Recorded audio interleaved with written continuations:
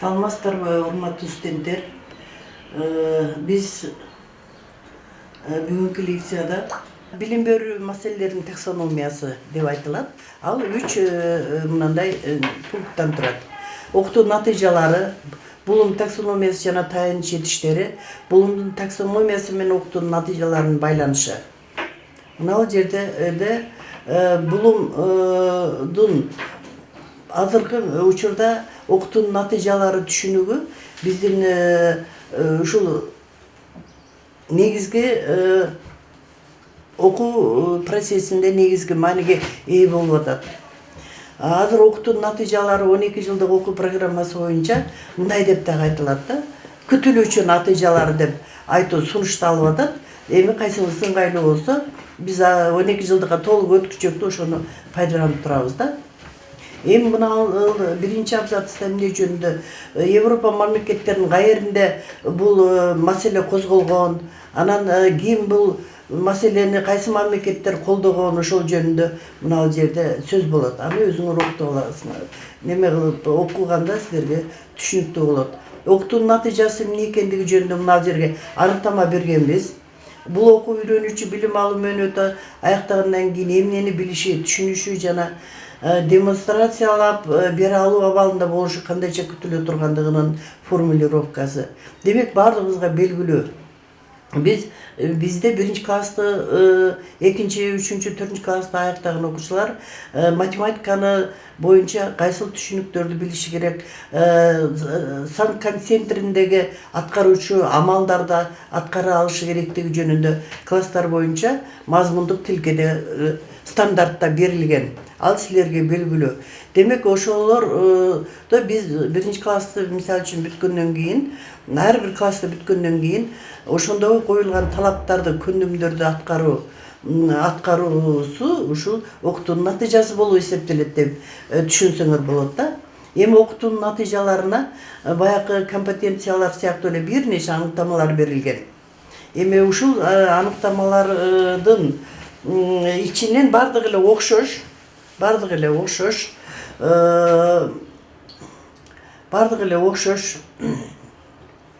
окутуунун натыйжалары эмнени окуп үйрөтүлгөндүгүнүн мазмунуна эмес, окуучулардын жетишкендиктерине фокусталат. Негизги басым олордун кандай ийгиликтерге жетишкендигине негизги басым жасоо керек деген сөз.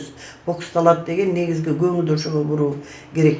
Окутуунун натыйжалары окуу ишмердигинин аягында окуучунун эмнени демонстрация жасай алышына фокусталат. Демек окуу жылынын аягында экинчи классты мисал үчүн эми экинчи классты бүткөн окуучу кайсы математикалык мисал үчүн экинчи класста 1000 ичиндеги сандардын карата 1000 ичинде 1000 концентриндеги амалдарды бардыгын аткара алат. Геометриянын элементтеринен, алгебранын элементтеринен, чоңдуктардан ар бир класс үчүн мазмундук тилкеде эмнени аткара алышы керектиги кеңири берилген. Демек ошолорду жасай алса, биз окутуунун натыйжасы болду деп айта алат экенбиз да. Эми мына жерде булумдун таксономиясы деп атабыз да. Мында болуп келгенде окуу процессинде дүйнө жүзүн окуучунун, билим алуучунун да, окуучу болобу, студент болобу, ошонун өздөштүрүү, ой жүгүртүү процессин аныктоо кыйын болгон. Бизде азыр дүйнө жүзүндө же бир аппарат жок да, мындай башына коюп койсоң, билбей билип ала турган аппарат жок. Эми ошол кызыктырып, окуучуларды кызыктырып, ой жүгүртүү, өздөштүрүү процесси мына бул Бенжамин Булум деген окумушту изилдеп жүргөн да. Ал ушунча жыл өтсө дагы ушул кишинин неме кылганына киришип ушул маселенин үстүндө иштеген кызылса дагы азыр дүйнө жүзүндө ушул Бенжамин Булумдун таксономиясы жакшы натыйжа берип атат жана абдан кеңири жайылтылган да. Бул эмне үчүн антет? Бул Бенжамин Булум ушул билим алуучулардын өздөштүрүү процессин деңгээлдерге бөлөт да. 6 деңгээлге бөлөт. Мына жерде мына булум жөнүндө айтылган, мына жерде болсо Taksonomiya деген сөздүн немеси, чечмелениши кайсы тилден алынгандыгы, бул иретим менен жайгаштыруу, иерархия деген бул мынандай иретим менен жайлаштыруусу дегенди түшүндүрөт. Мынеке мына жерде маанилүү сүйлөм турат. Бул окутуу процесс катары кароо менен окутуучулар коюлган максаттарга окуучулардын жетишине өбөлгө түзө тургандай сабактар жана тапшырмаларды иштеп чыгышы керек деп эсептеген. Эми ушул ой жүгүртүү жүрүм турумунун деңгээлдери аны билим берүүгө кошкон маанилүү салым болуп калды дейт. Мунун түзгөн деңгээлдери кайсылар? Мына биринчи билүү деңгээли. Эстеп калат, билет, ушундай экен деп түшүнүп калат. Анан түшүнөт. Андан кийин колдонот. Мисалы үчүн 2 орунду санга 2 орунду санды кошуу дегенди сен үйрөтсөң, ошо үйрөнгөн боюнча аны колдонуп башка маселелерди, башка мисалдарды чыгара алат деген сөз. Анализ. Мындан башка учурларда, мисалы үчүн тегерек ондуктарга жетпей, тегерек ондуктардан ашкан учурдагы кошууларды, 2 орунду сандарды жазуу жүзүндө кошуу учурларын айырмалай алат деген сөз да мыналычы. Анализ, синтез деген силерге педагогикадан белгилүү, кандайдыр бир бүтүн нерсени бөлүктөргө бөлөт. Ал эми синтезде ошол кичинеден алган билимдерин бириктирип, бир маанилүү законченемдүүлүктү же бир аныктаманы айтууга алып келет да. Мына баалоо. Эми мына жерден биз мына аягында мен мындай немелерди бердим эле, ошого барууга туура келип атат. Биринчи ошолорду айтып туруп кайра силерге келейин.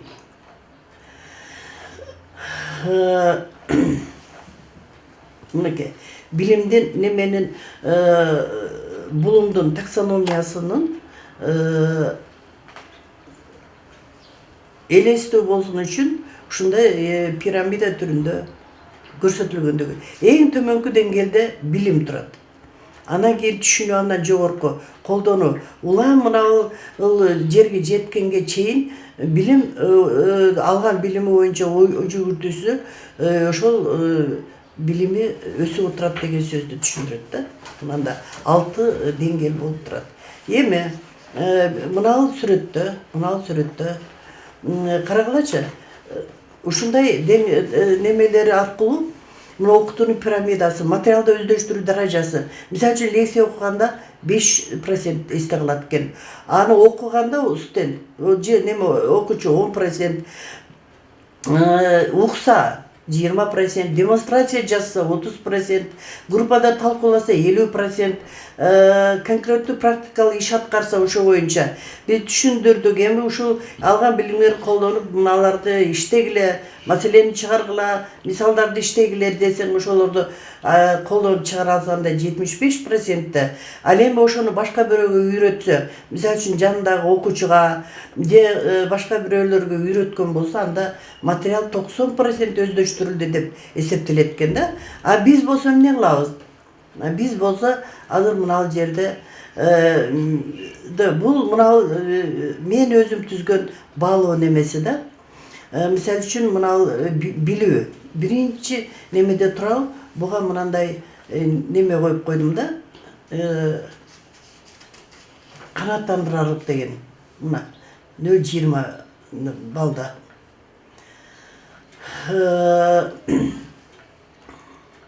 Жыйырма бир элүү маалыматты интерпретациялоо жөндөмдүү түшүнүү этабы. Ушинтип ар бир немеге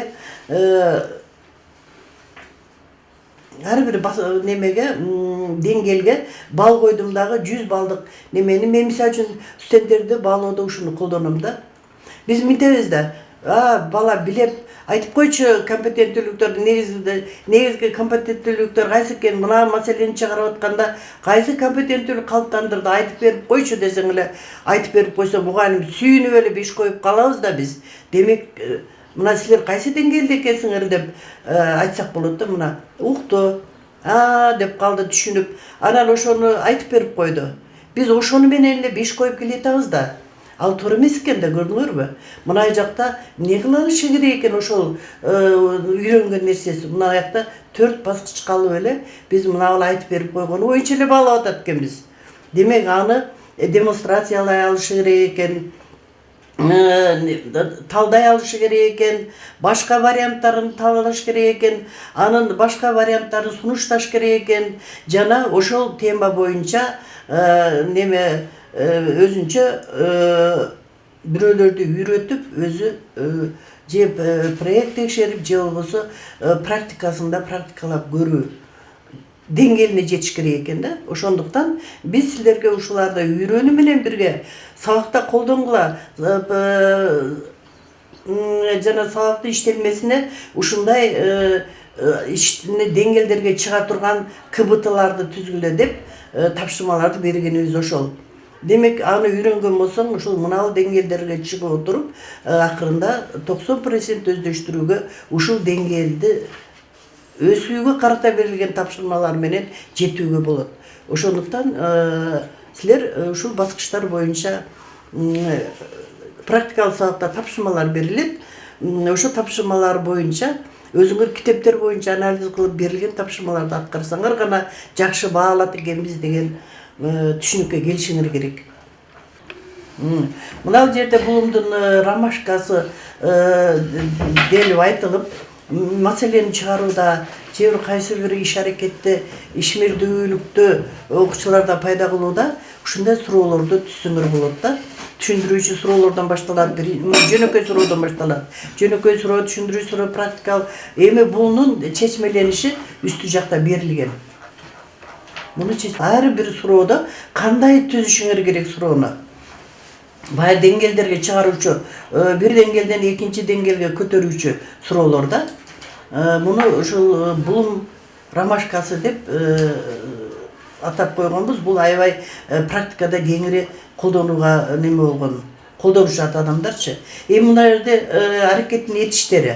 Бул аракеттин этиштери силерге белгилүү деп, этиш десе кыргыз тилин эмне кылып жүрөт деп ойлобогула да. Бул ушул мына аракеттеги ар бир деңгээлдеги мына этиш сөздөр, мына цитата келтир, аныкта, колдон, анализде, система, демонстрация жаса, салыштыр, бардыгы ушул сөздөрдү катыштырып, суроолорду түзүп, тапшырмаларды түзүп, анан жанагы деңгээлдерди улам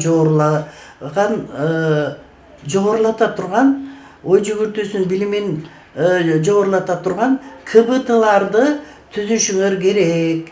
КБТларды түзүшүңөр керек. КБТ жөнүндө дагы мен кийинки лекцияда айтамын, ал КБТ эмне экендигин. Бүгүнкү лекцияда силер демек окутуу натыйжалары деген эмне, билим берүүнүн таксономиясы, ал жөнүндө кимдер изилденген, аныктамалары жөнүндө, аларды өзүңөрдүн күндөлүк сабактарыңарда кандай пайдаланыш керектиги жөнүндө маалымат алдыңар. Көңүл бурганыңыздар үчүн рахмат.